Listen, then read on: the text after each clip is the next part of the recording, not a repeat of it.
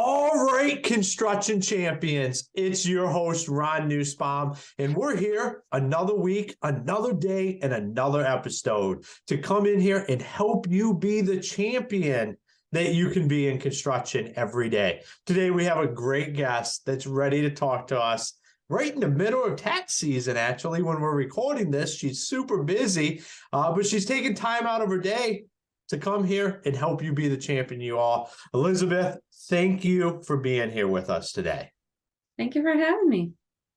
So why don't you take some time and tell the audience who you are, where you're from, what you do, and kind of what got us here to today.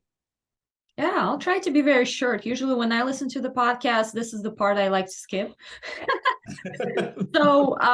Yeah, my name is Elizaveta Tylor. I have been in construction accounting for many years now. Opened my own practice about 4 years ago now. And since then, I have been dealing only with construction industry business owners.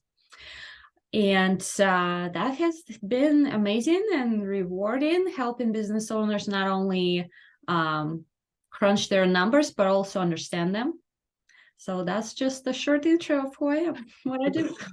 I love it. Short and to the point. So that allows us to get right into what we're here to talk about. And that is the $1 million question. And that is, Elizabeth, what makes a construction champion?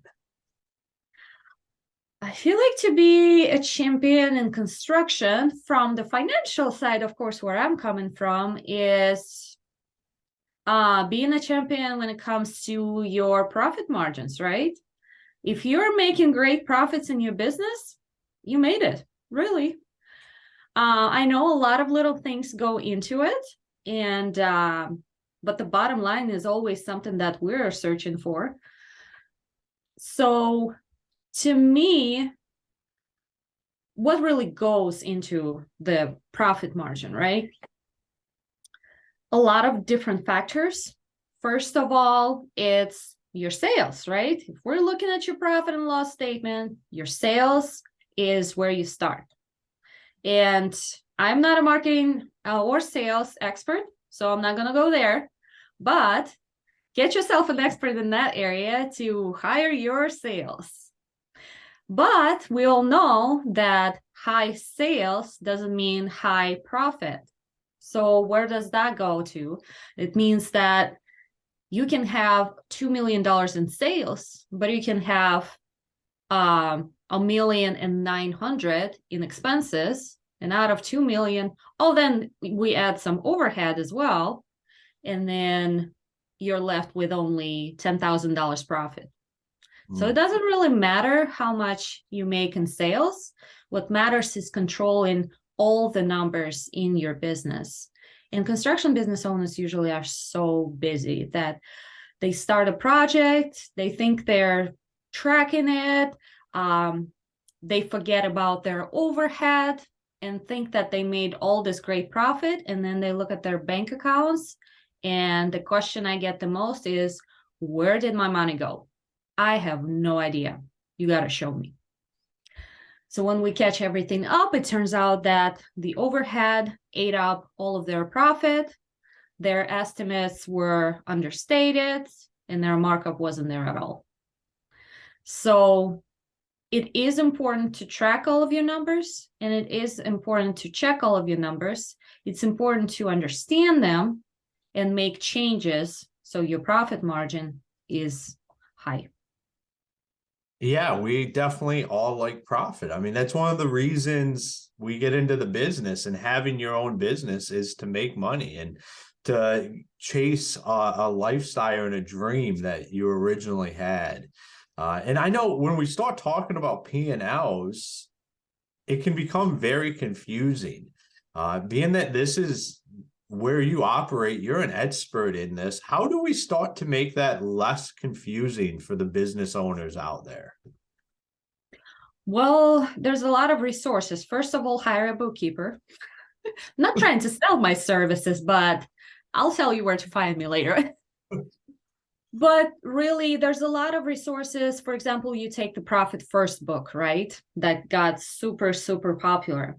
Why did it get popular? Because a lot of business owners are doing the bank account accounting, so to speak. When they look at their bank account, they think, oh, great, I have $100,000. My cash flow is great.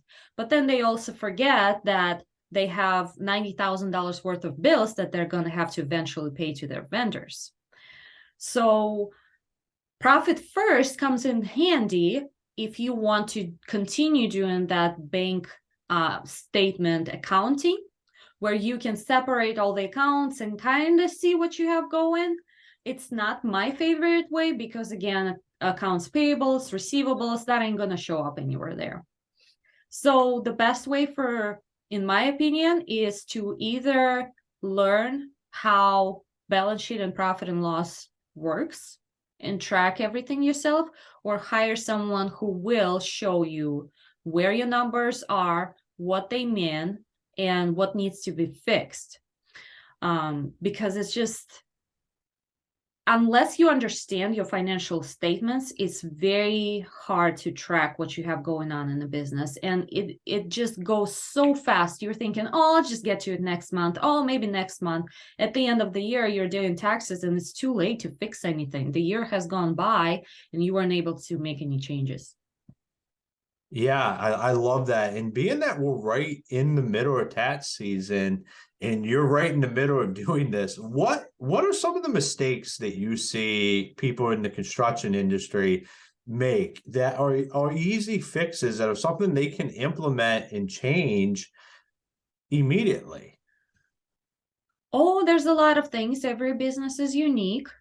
I would say number one priority is track your numbers as a business and track your numbers by project, which is what job costing is for. Job costing is huge. That's one of the biggest reasons why I stuck with construction industry, because I feel like you guys need the most help with all the little details that you have going on in the business. And job costing is one of those things that people don't take seriously a lot. But when you are running, especially when you are running projects that are fixed, where you provide the estimate and then you're just stuck with that estimate, you got to be very careful and track your budget versus actual numbers, because if it slips away, I mean, look at the prices of materials. What happened with them for the last 2 years? It's insane. People went bankrupt, lost a lot of money by providing the estimates that did not account for such future changes, and they didn't have anything in their contract to say, hey, if that happens, you customer need to come in and help me get that cost figured out. So job costing is very important, especially when you are looking at projects that are taking a long time and they have separate phases. You need to go phase by phase. Hey, for roofing, I estimated 20,000. Why did I spend 30,000? So then for the next estimates, you are not making the same mistakes, and you account for what it's supposed to be. With Cost Plus, it's a little bit easier, but you still have to track job costs, and actually even more often, because you need to know exactly what you've spent or have come in bills, so you could collectively invoice that to your customers. So job costing is the number one priority, I would say, in that. Yeah, it's job costing so important, and having an understanding of what exactly that is. I like what you had just said about job costing within job costing. So like if you have a multifaceted project, taking the time to understand this is what that roof costs, or this is what that siding costs, or say you're doing a kitchen and bathroom renovation, this is what it costs us on the kitchen, this is what it costs us on the bathroom. Being able to understand those numbers gives you a lot of clarity to be able to go out and bid projects better in the future. Exactly, yes. You have to know those numbers by project, but again, don't forget to count your numbers business as a whole, because that's where you start understanding what's going on with your markup versus margin situation, where you might not charge enough of a markup to cover your overhead costs because you don't know what your overhead cost percentage is running.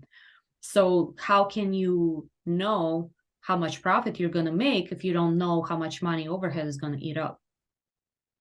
Yeah, and I think like a P&L can be very intimidating for people because a lot of people aren't accountants. Like that's not what what we do. And you start looking at that and it can be confusing. And I think, we just need to be humble and understand like this isn't something that I might completely understand, but I need to learn to understand and do the practices to be able to start to do that.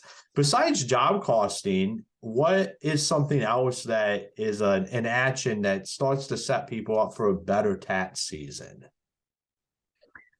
Better tax season is, well, you're prepared for the tax season if you have all of your papers in order, right? You're not trying to scramble at the end of the year, trying to find someone who is going to help you. I have a lot of clients reaching out to me that they haven't filed taxes for the last 3-5 years. I mean, IRS does not like that kind of situations, and you will get with really, really high penalties, and it's just breaking my heart every time I hear it that the government is going to take out even more money from what you owe.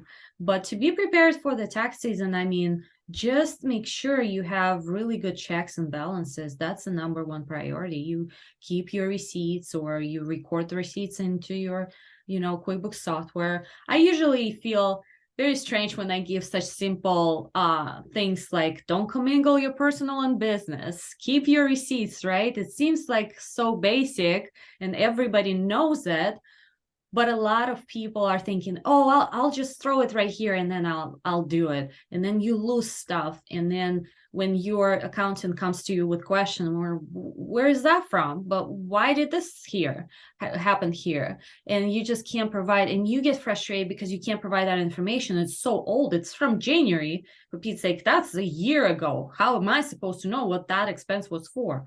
And it is so understandable for us, but from our standpoint, we can't do anything until you tell us what that was for. So really, keeping the records straight is number one priority for a smooth tax season. Yeah, and I know, I mean, I'm just as guilty of this as others is you're in the flow and you're like, I'll set this right here, I'll get to it. And then next thing, it's February the next year, and it's like all these questions start coming up. You're trying to figure out what do the books look like and this and that, and you're finding these receipts and getting everything in there. I think just having a system in place personally is what helps to create that. Using some kind of software, you had referenced QuickBooks, but having something that provides that accountability and access to be able to have somebody be able to go in. I'm sure for you, if somebody's using QuickBooks and you can get in there, it provides a lot better service from your end of things. Yes, for sure. It is. There's a lot of software out there to help. I know that QuickBooks is super intimidating to a lot of business owners, but that's why there are software out there that are called project management software. I'm sure you guys heard of those: Buildertrend, Notify, JobTread, and all that.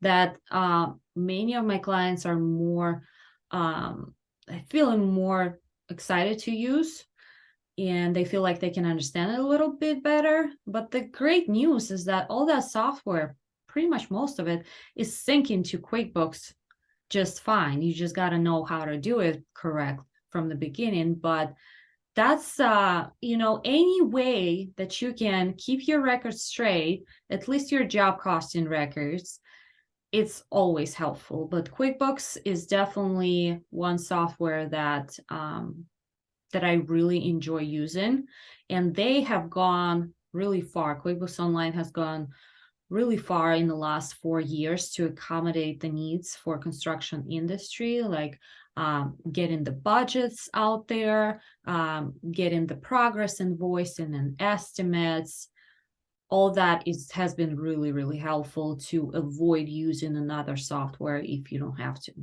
Mm, I like that. And how often should guys be looking at this information? Like what the job costing and the P&L, how often should they be diving into that, and how deep should they dive into it? It depends on what kind of operations you're running. If you're just the beginning, well, actually, maybe even not. I would definitely advise to look at your numbers every week if you're tracking everything every week. Because even when you are just a startup, you want to control what's going on. You have so much room to grow, to make changes, to adapt to things, that you always have to have that, hand on your pulse, so to speak. And with bigger companies, the same thing. You have been a part of so many big projects at the same time. How can you just navigate it on just, remembering stuff and assuming stuff and think that, your profit is going to be there? Yeah, I think getting eyes on stuff. Like I don't want to just keep using the same word, but intimidating is what I hear is, like looking at this stuff can be intimidating. But I think the more reps you put in, it's like anything, you start to understand it better. You start to have a familiarity with how the numbers should look. In my past experience, you can start to spot the trends. You start to understand what stuff should be. And when you're paying attention to it, you can move. And the more often when you're talking weekly, looking at stuff, it allows you to be able to pivot and understand, like, if something isn't looking right, why is that? And be able to catch it before it starts to become a bigger problem. Yes, I absolutely agree. And even QuickBooks, all of our clients, after we've been recording everything, we always show them where to find stuff, what to look out for, how to see. We save the reports that they want to see so they can just go into the report, see their information. We make sure that all the numbers make sense. And if they have any questions on why is this number here or there, we provide them what we have received from them. This is how we recorded it. Because a lot of things, especially balance sheet, that is just it is profit and loss. Everybody can deal with that. Balance sheet, that's where it gets complicated. And I have a lot of guys who are not just doing construction. They're flipping houses, they're keeping them as rentals. And you got to make sure you record all the assets where they belong, the improvements, what's depreciated, where does that rent goes, and all that stuff. So it can be, you can get used to looking at stuff for sure. You do notice, okay, if I had, this kind of profit margin last month, what has changed this month? My overhead, did it go lower? Did it go higher? My markup, I increased my markup. What kind of changes did it bring me? Yeah, and I think when you start getting into balance sheets, you start getting into accounts receivable.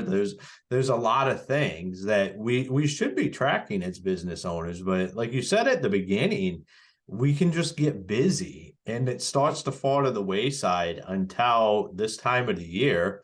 Like I said, we're recording this here in February. It's actually, your episodes are going to come out on April 10th. So a few days before people are really feeling the squeeze from the tax season. So I think this is great information on how to just prepare for that and continue to not just be preparing for tax season, but be preparing for profit and understanding that and putting together that stuff. So Elizabeth, it's been absolutely great having you on the show here today. Yes, I hope that I gave a little bit of an insight on what will make contractor and construction industry business owners successful, and what they need to look out for.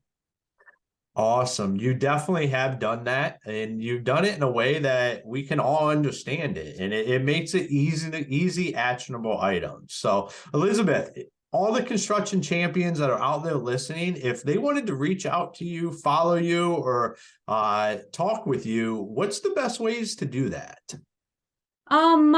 The best two ways would be probably visiting my website. My company is called Beyond Books Solutions.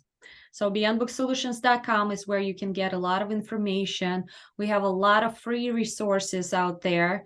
I have a YouTube channel that's assigned to it as well, and that's where you can contact me as well. And I'm also very active on LinkedIn, as you know, so you are welcome to connect with me on LinkedIn. I provide a lot of helpful tips on there every single day, and I am excited to chat. Awesome. Once again, thank you for being on the show today. Thank you for having me.